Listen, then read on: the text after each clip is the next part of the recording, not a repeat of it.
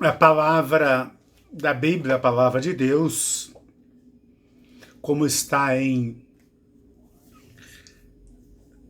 na segunda carta de São Paulo aos Coríntios, capítulo 5, 20, aonde que fala que nós somos embaixadores de Deus e Deus se torna expressão através de nós.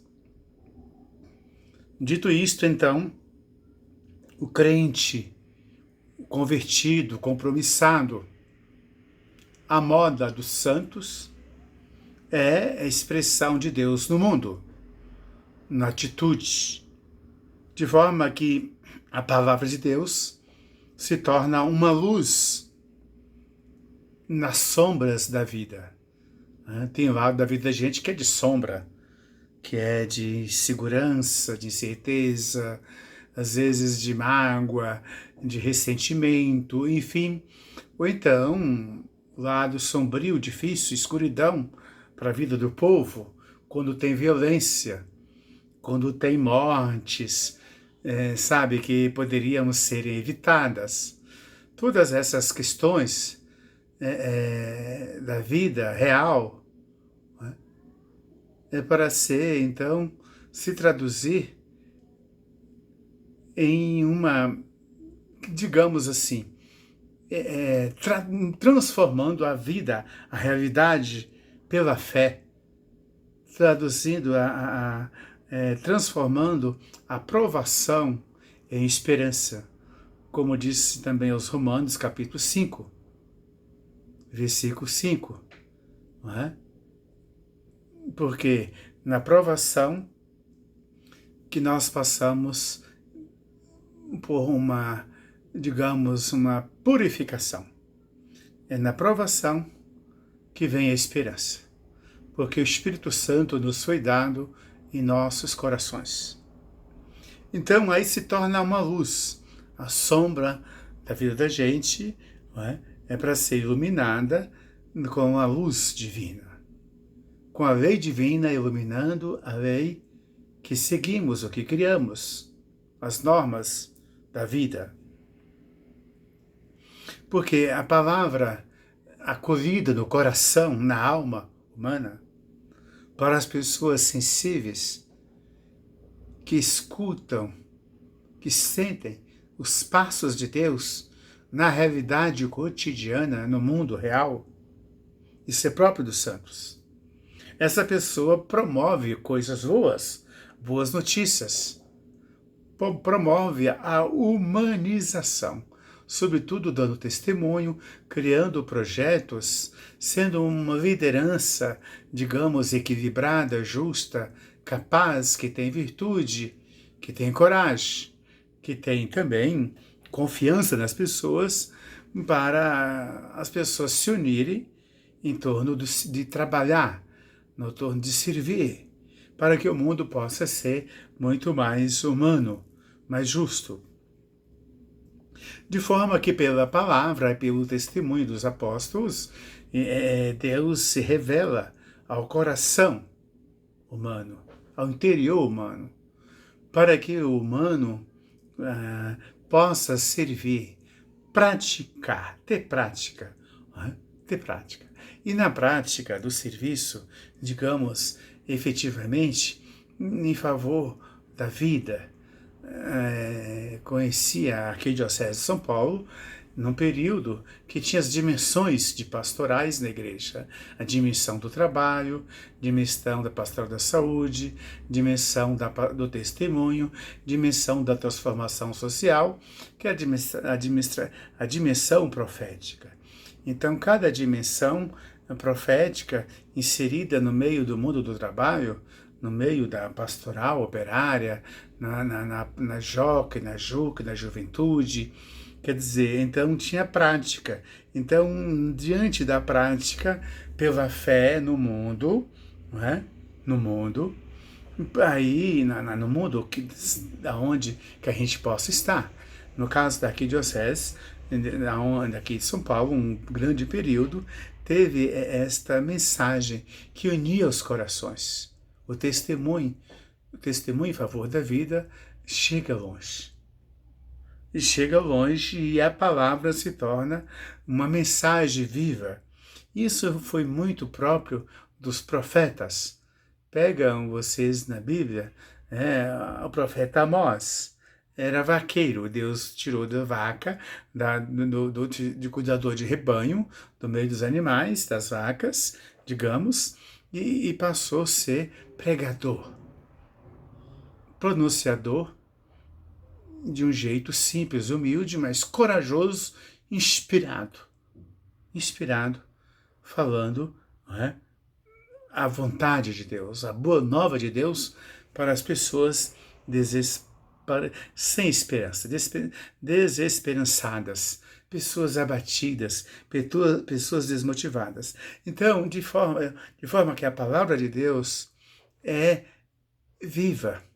Quando ela é viva na gente que tem reta intenção e quer se esforçar para ser justo, como Deus é justo, como Jesus foi e é justo, a gente acaba tendo uma inspiração, uma linguagem nova. Uma linguagem nova, não só no falar, mas uma linguagem nova no serviço. No serviço. Então, nesse contexto, o Espírito Santo vem falar. Vem falar. Mesmo que encontra que o homem justo no mundo de mentira, de exploração, no mundo decadente, em todas as dimensões da vida, esse mundo ele maltrata os profetas. Porque os homens pedantes, tanto religiosos como políticos, pedantes, arrogantes, e que muitas vezes eles falam o nome de Deus, mas de um jeito em que o país, o povo, fica mais pobre e o povo pobre fabricando ricos. Ricos em todas as dimensões.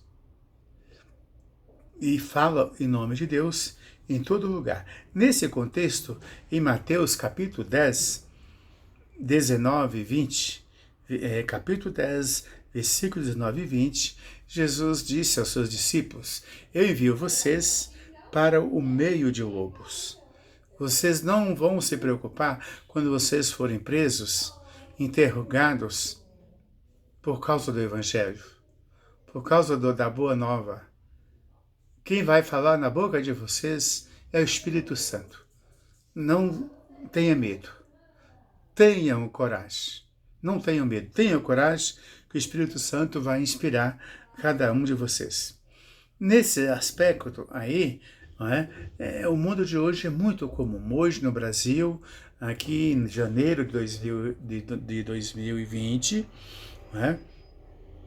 existe uma série de coisas horríveis e coisas indesejáveis, como desmatamento, como exploração da terra,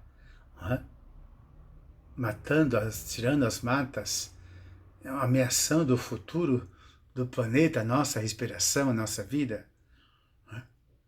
Como diz Fernando Boff, a terra tem que ser tratada como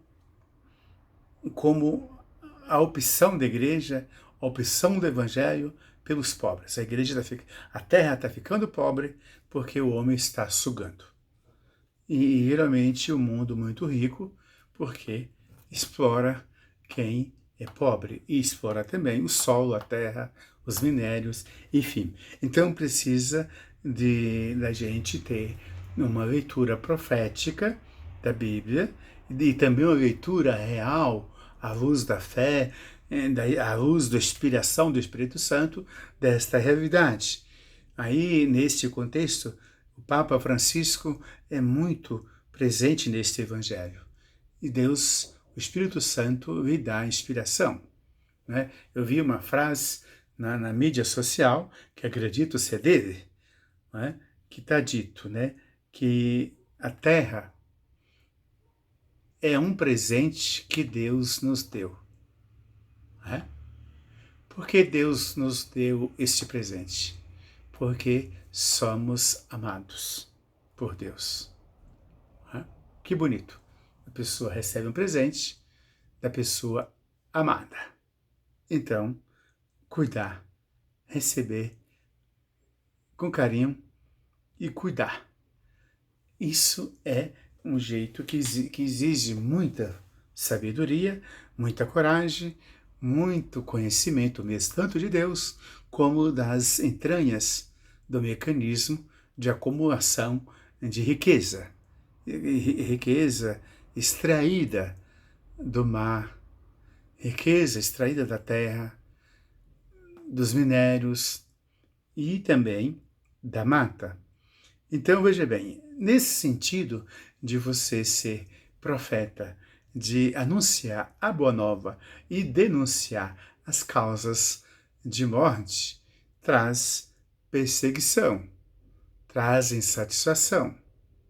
Então, nesse contexto, precisamos da ação do Espírito Santo para nos dar coragem, para encorajar, para nos tornar, pessoas vivas, com fé viva, com palavra viva, que se torna ação do Espírito Santo, que se torna uma graça, um investimento para o futuro. Então, veja bem, falar de Deus, viver a fé, a religião exige da gente, todo dia, toda hora, uma nova compreensão, uma nova vontade de engajamento para uma libertação coletiva. E a libertação coletiva da Bíblia é seguir a orientação daquele pai que é pai de todos. E o pai, ao mesmo tempo da Bíblia, ele é mãe. E a mãe é que mais sente a dor da fome dos filhos, a falta de escola, falta de material escolar, falta de alimento, falta de remédio, falta de emprego, falta de ocupação, falta de bolsas, de condições dos filhos se tornarem cientistas, se tornarem cidadãos com oportunidade de encontrar no caminho da vida um clarão. E o clarão procede de Deus. Então, ter fé no mundo de hoje precisa sempre de atualizar, comparar o que os autores sagrados viveram para que eles possam hoje nos inspirar. Porque geralmente no mundo de hoje, a gente vê falando da religião, mas sendo usada pela conveniência. E a conveniência abafa a transcendência.